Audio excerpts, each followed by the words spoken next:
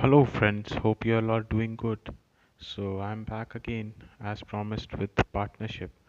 So, as we all know that partnership in India is governed under the Partnership Act 1932. So, if we talk about partnership, it is basically the association of two or more person coming together to share the profit. And whatsoever is agreed upon by all the partners and is mentioned in the deed, that is the partnership deed, would be something that would be understood as a sort of a memorandum of understanding, and that would proceed over and above the act. But let's suppose if something is not given in the deed, then the provisions of the Indian Partnership Act would get attracted automatically.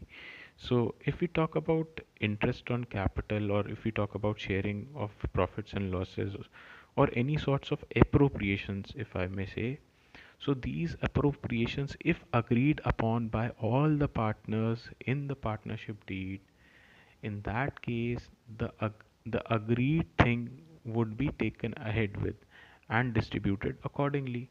Let's suppose if something is not agreed, then whatsoever is the case given in the partnership act, that would be followed.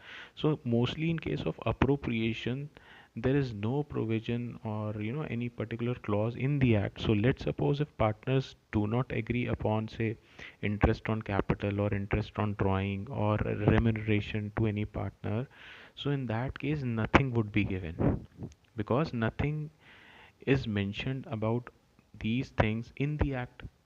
But let's suppose if it's, say, sharing of profits and losses, or the interest payment on any loan or advance done by the partner.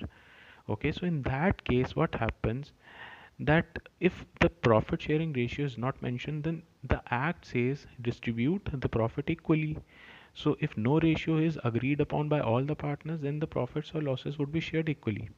Okay. And if I talk about interest on advance and loan, so because interest on any loan is a liability for the firm, so that is a charge against profit. So even if it is not mentioned in the deed, it is the legal obligation of the firm to pay on the debt taken. So if no interest rate is agreed upon, so the act mentions that the interest on loan would be 6%.